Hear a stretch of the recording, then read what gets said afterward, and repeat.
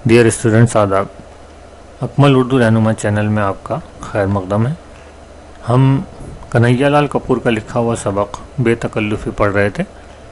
जहाँ से हमने छोड़ा था, आइए वहाँ से वापस इसको हम कंटिन्यू करते हैं। इससे पहले हमने सबक में देखा था कि मुसन्निफ़ ने जो है ज़ौक़ के एक शेर के तकल्लुफ़ में जो है वो तकलीफ़ होती है, वहाँ से इस सबक को शुरू किया था अपने आर्टिकल को। और उन्होंने कहा था कि तकल्लुफ़ में ही तकलीफ़ नहीं होती बल्कि बेतकल्लुफ़ी में उससे ज़्यादा तकलीफ़ होती है। तो तकल्लुफ़ की का समर्थन कर रहे हैं और बेतकल्लुफ़ी की मुखालफत वो कर रहे हैं, और वो बता रहे हैं कि बेतकल्लुफ़ी में दरअसल ज़्यादा तकलीफ़ होती है तकल्लुफ़ के मुकाबले। उसकी कुछ मिसालें देकर उन्होंने अपनी बात की वजाहत की भी थी। और पिछले सबक में हमने देखा था कि किस तरह से एक मिसाल देकर उन्होंने बताया था किस तरह से आप अपने घर में बैठे हैं कुछ मुअज़्ज़िज़ अशख़ास के साथ, और अचानक आपका बेतकल्लुफ़ दोस्त आपके घर आता है, दरवाज़ा पीटता है और बुरे बुरे नामों से आपको पुकारता है, और फिर कमरे में भी दाखिल हो जाता है और आपके दोस्तों को देखकर बड़ी अटपटी सी निगाह उन पर डालता है, और फिर कहता है कि माफ़ कीजिएगा, मैं इनको इस जो कुछ भी कह रहा था वो इसलिए कह रहा था क्योंकि मेरे बेतकल्लुफ़ दोस्त हैं। उसने ये बात तो कह दी, लेकिन दरअसल आपकी जो इज़्ज़त थी, आपका जो वक़ार था, उन लोगों की नज़र में जो घर में बैठे थे, कहीं ना कहीं वो मजरूह ज़रूर होता है, उस पर चोट ज़रूर पड़ती है। तो ये बेतकल्लुफ़ी का नुकसान है। चलिए आगे देखते हैं। या कभी ऐसा होता है कि आप दो बेतकल्लुफ़ दोस्तों के दरमियान कुछ इस तरह घिर जाते हैं कि न पाए रफ्तन न जाए मानदन। न पाए रफ्तन न जाए मानदन, ये एक फ़ारसी मक़ूला है, फ़ारसी की मिसाल है। यानी इसको हम यूँ कह सकते हैं, न रुकते बने और न जाते बने। यानी आप कभी कभी ऐसे सिचुएशन में फंस जाते हैं कि न तो वहाँ आपका बैठा रहना मुमकिन होता है और न जा पाना, वहाँ से उठकर जा पाना मुमकिन होता है। तो ये मिसाल है। तो मुसन्निफ़ कह रहा है कि कभी कभी ऐसा होता है कि आप दो बेतकल्लुफ़ दोस्तों के दरमियान फंस जाते हैं। तो ऐसी सिचुएशन में वो दोनों दोस्त आपस में बेतकल्लुफ़ी से बातें कर रहे होते हैं और आप बीच में अटक जाते हैं। अब ये सिचुएशन जो होती है वो ना उगलते बने ना निगलते बने के मुतरादिफ होती है कि ना आप वहाँ रुकना चाहते हैं और ना आप वहाँ से जा सकते हैं, यानी फंस जाते हैं। तो अमूमन ऐसी सिचुएशन को हम न पाए रफ्तन न जाए मानदन को हम ना उगलते बने ना निगलते बने भी कहते हैं, ये उसके मुतरादिफ है। तो ऐसे सिचुएशन में क्या होता है कि उन दोस्तों में से एक दोस्त दूसरे को निहायत गलीज़ गाली देता है। गलीज़ यानी गंदी, गलाज़त यानी गंदगी, और आपकी तरफ अफ़ू तलब नज़रों से, अफ़ू का मतलब होता है माफ़ी, अरबी का लफ्ज़ है अफ़ू, अफ़ू यानी माफ़ी। तो माफ़ी तलब यानी चाहना। तो जो है पहले तो वो अपने दोस्त को गाली देता है, फिर आपकी तरफ देखता है कि वो बीच में ये बैठा है, तो फिर वो माफ़ी तलब नज़रों से देखते हुए आपको कहता है कि बुरा ना मानिएगा, यानी ये तो मेरा दोस्त है इसलिए मैं इसको गाली दे रहा हूँ, आप बुरा मत मानिएगा। दूसरा जवाब में इसी तरह की गाली देते हुए कहता है माफ़ कीजिएगा, हम बहुत दिनों के बाद मिले हैं। इस माज़रत के बाद, इस माफ़ी के बाद गालियों का वो सिलसिला शुरू हो जाता है कि आपको बेसाख्ता इस बेतकल्लुफ़ी की दाद देनी पड़ती है। तो मुसन्निफ़ कह रहा है कि वो पहले एक दोस्त गाली देता है, आप बीच में बैठे हैं और कहता है माफ़ करना, ये मेरा दोस्त है। फिर उधर से जो राइट साइड में बैठा है वो लेफ़्ट वाले को फिर गाली देता है, और फिर इस तरह से गालियों का ऐसा सिलसिला शुरू हो जाता है कि आप बीच में बैठे हैं, वो इसको गाली दे रहा है, वो उसको गाली दे रहा है, और ये गाली देते हैं और उसकी जो है कहते हैं सब में तो हम दोनों जो है बेतकल्लुफ़ हैं, बहुत दिनों के बाद मिले हैं इसलिए एक दूसरे को गाली दे रहे हैं, लेकिन आप बीच में फंस जाते हैं। नावलों में बेतकल्लुफ़ दोस्तों की बड़ी दिलचस्प मिसालें मिलती हैं। मिसाल लफ्ज़ को देखिएगा आप, से लिखा हुआ है, ये कई बार गलती कर देते हैं, तो सुवाद या सीन से नहीं लिखा जाएगा, मिसाल से लिखा जाएगा। तो ये आपके रीट में भी और आगे जब आप एग्ज़ाम देंगे सेकंड ग्रेड फर्स्ट ग्रेड का, वहाँ भी काम आएगा, इससे आपका इमला दुरुस्त होता है। तो ये जब भी आप लिखें इसको ध्यान से देखें ज़रूर। थेकरे एक नावल निगार राइटर है, उसका नाम है इंग्लिश का। थेकरे एक किरदार यानी कैरेक्टर का जिक्र करते हुए लिखता है कि ये साहब जिस दोस्त के पास ठहरते थे, रुखसत होते वक्त यानी जाते वक्त उससे एक कमीज़ यानी शर्ट ज़रूर मुस्तार लिया करते थे। मुस्तार का मतलब होता है उधार लेना। ہمارے ایک دوست اس معاملے میں تھیکرے کے اس کردار سے بازی لے گئے. بازی لے جانا یعنی اس سے بھی آگے بڑھ گئے. تو رائٹر کہہ رہا ہے کہ ایک ناول نگار ہے، انگریزی کا ایک ناولسٹ ہے جو ناول لکھتا ہے، تھیکرے نام ہے اس کا. تو وہ اس کے جو ناول ہوتے ہیں اس ناول میں ایک کیریکٹر ہوتا ہے، اور وہ کیریکٹر کی جو خاصیت یہ ہے کہ وہ جب بھی اپنے کسی دوست کے پاس جاتا ہے اور اس سے رخصت ہوتا ہے، اس سے ودا لیتا ہے، تو اس کی ایک قمیص جو ہے وہ پہننے کے لیے ادھار لے جاتا ہے کہ یار یہ قمیص مجھے دے دو، کچھ دنوں بعد واپس آپ کو لوٹا دوں گا. تو اس معاملے میں وہ کہہ رہا ہے رائٹر کہ ہمارا ایک دوست ہے وہ بھی تھیکرے کے اس کردار یا کیریکٹر کی طرح ہے، بلکہ اس سے بھی بازی لے گیا ہے، یعنی وہ اس سے بھی زیادہ ٹپیکل ہے اسی طرح کی حرکتوں کے معاملے میں. وہ صرف قمیص پر اکتفا نہیں کرتے، اکتفا یعنی بس نہیں کرتے، ساری پوشاک کا مطالبہ کرتے ہیں، یعنی پینٹ بھی مانگتے ہیں، پوری ڈریس چاہیے. پوشاک کا مطلب ہے پوری ڈریس، پوری پوشاک چاہیے. عموماً ٹیکسی میں سوار ہو کر ہمارے یہاں تشریف لاتے ہیں اور کمرے میں داخل ہوتے ہی فرماتے ہیں 5 روپے کا ایک نوٹ نکالیے، ڈرائیور کو دفع کر لوں پھر باتیں کریں گے. اب یہاں پہلے تو آپ یہ لفظ دفع کو دیکھ لیں، فے کے بعد الف نہیں ہے، عین ہے، دفع کر دو یعنی اس کو بھگا دو. تو ڈرائیور کو بھگانے کے لیے یا ڈرائیور کو پیسے دینے کے لیے بھی وہ پیسے بھی دوست سے لیتے ہیں.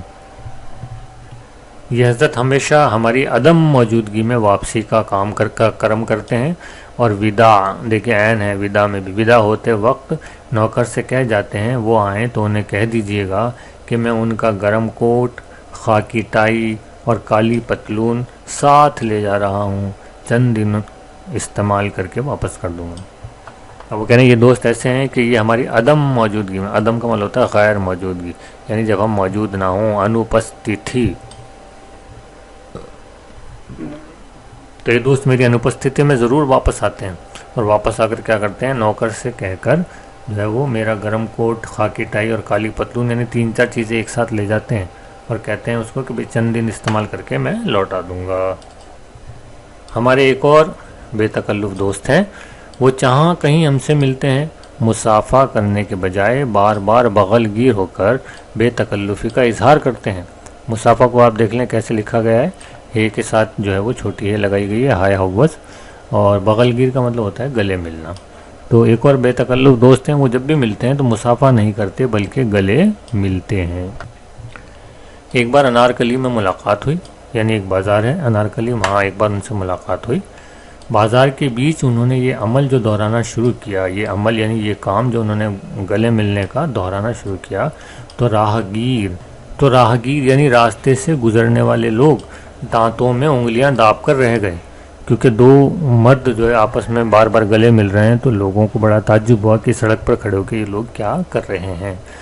ہر 2 منٹ کے بعد بغل گیر ہو کر کہتے، ہر 2 منٹ کے بعد گلے سے ملتے اور کہتے بھائی خوب ملے، یار حد ہو گئی.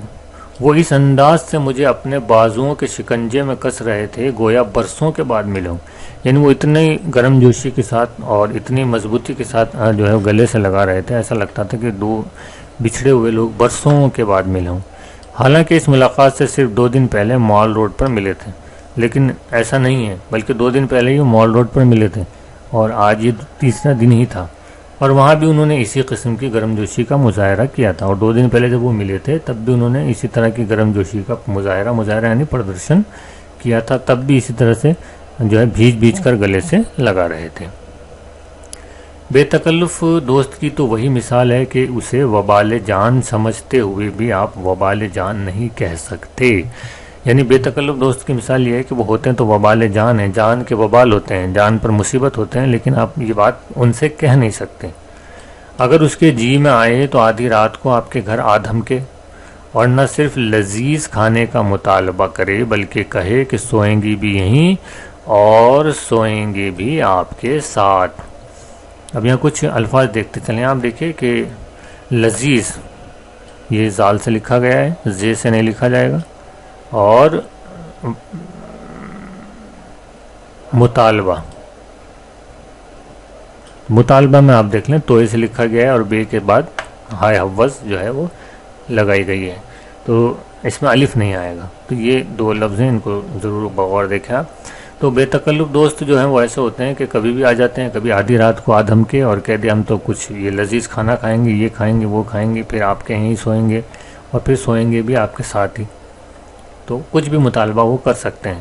دوپہر کے وقت آپ سو رہے ہوں تو قینچی لے کر از راہ مذاق کے طور پر آپ کی دونوں مونچھوں کا صفایا کر ڈالے۔ شدت درد، دیکھیں یہاں اضافت لگی ہے، شدت درد کی شدت سے آپ کراہ رہے ہوں تو بدتمیزی سے آپ کا منہ چڑانا شروع کر دیں، اور جب آپ کی مونچھیں کاٹ ڈالیں اور جب آپ کو تکلیف ہو تو اس تکلیف کا بھی وہ مزہ لیں اور آپ کو منہ چڑانے لگیں۔ بعض اوقات، کبھی کبھی بے تکلف احباب یعنی دوست ایسی حرکات، اب یہ دیکھیے حرکت کی جمع ہے، حرکت اس کا بہووچن ہے حرکات، کے مرتکب ہوتے ہیں، یعنی ایسی حرکت کر بیٹھتے ہیں کہ بے ساختہ پکار اٹھتے ہیں، ہائے تکلف ہائے تکلف۔ کبھی کبھی وہ ایسی گھٹیا حرکت کر دیتے ہیں کہ آپ چلا اٹھتے ہیں، ہائے تکلف تم کہاں ہو، میں اس بے تکلفی میں مارا گیا ہوں۔ ایک دفعہ مجھے دہلی جانا تھا، گاڑی کے آنے میں دیر تھی، پلیٹ فارم پر ٹہل رہا تھا، اتنے میں ایک دوست سے ملاقات ہو گئی۔ پوچھنے لگے کہاں جا رہے ہو؟ میں دہلی۔ کہنے لگے دہلی جا کر کیا کرو گے؟ چلو باٹا نگر لے چلیں۔ میں نے معذرت یعنی معافی چاہی، معذرت دیکھنا زال سے لکھا گیا ہے۔ ادھر ادھر کی باتیں ہوتی رہیں، یک لخت اچانک انہوں نے کہا ذرا ٹکٹ دکھائیے تو۔ میں نے ٹکٹ دکھایا، ٹکٹ لے کر انہوں نے اس کے ٹکڑے ٹکڑے کر دیے اور قلی سے کہنے لگے صاحب کا سامان واپس لے چلو، انہوں نے دہلی جانے کا ارادہ ترک کر دیا ہے۔ ترک کر دیا یعنی چھوڑ دیا ہے، کینسل کر دیا ہے۔ تو اب بھلا یہ کیسا مذاق ہوا کہ آپ اسٹیشن پھڑ کر ہیں اور آپ کی ٹرین آنے والی ہے اور دوست آئے اور آپ کا ٹکٹ پھاڑ کر پھینک دے، یہ بے تکلفی ہے۔ انہی صاحب نے ایک بار اس سے بھی عجیب حرکت کی۔ ایک دن میں دریا کے کنارے کھڑا ہوا، غروب آفتاب یعنی آفتاب کے غروب ہونے کا، اس کے چھپنے کا منظر دیکھ رہا تھا۔ منظر یعنی درشیہ، نہ جانے آپ کہاں سے آ ٹپکے۔ آپ نے آؤ دیکھا نہ تاؤ، پیچھے سے مجھے اس زور سے دھکا دیا کہ میں لڑکھڑاتا ہوا پانی میں جا گرا۔ آپ نہایت ڈھٹائی سے قہقہا لگا کر فرمانے لگے، ڈھٹائی یعنی بے شرمی سے، واہ خوب چھلانگ لگائی آپ نے۔ جب میں بڑی مشکل سے تیر کر کنارے کے قریب پہنچا تو ایک قہقہا لگا کر کہنے لگے مجھے معلوم نہ تھا آپ اتنے اچھے تیراک بھی ہیں۔ تکلف کے خلاف آپ جو چاہیں کہیں، لیکن آپ کو تسلیم کرنا پڑے گا کہ تکلف سراسر نفاست ہے۔ تو یہ پورے سبق میں مصنف نے مختلف مثالوں اور واقعات کے ذریعے یہ بتایا ہے کہ تکلف دراصل برا نہیں ہے، برا کیا ہے؟ بے تکلفی بری ہے، تکلف ٹھیک ہے۔ تو اس لیے شاید یہ مصنف کہہ رہا ہے کہ تکلف کے خلاف آپ جو چاہیں کہیں، لیکن آپ کو اس بات کو تسلیم کرنا پڑے گا، اس بات کو ماننا پڑے گا کہ تکلف سراسر نفاست ہے، اچھی بات ہے، اور بے تکلفی سراسر کثافت یعنی گندگی ہے۔ تکلف پہلے آپ ہے تو بے تکلفی پہلے ہم اور جہنم میں جائیں آپ ہے۔ جہاں تکلف میں لوگ ایک دوسرے کا دھیان رکھتے ہیں اور کہتے ہیں نہیں پہلے آپ کھائیے، پہلے آپ اٹھیے، پہلے آپ لیجئے، وہیں بے تکلفی اس کی الٹ ہے، وہ کیا کہتی ہے پہلے ہم لیں گے، پہلے ہم کھائیں گے اور آپ جہنم میں جائیں۔ دوستوں کو ایسے کہتے ہیں نا۔ تکلف اگر گز بھر لمبا گھونگھٹ ہے تو بے تکلفی گز بھر لمبی زبان، اور تکلف اگر زیر لب مسکراہٹ ہے تو بے تکلفی خندہ بے باک۔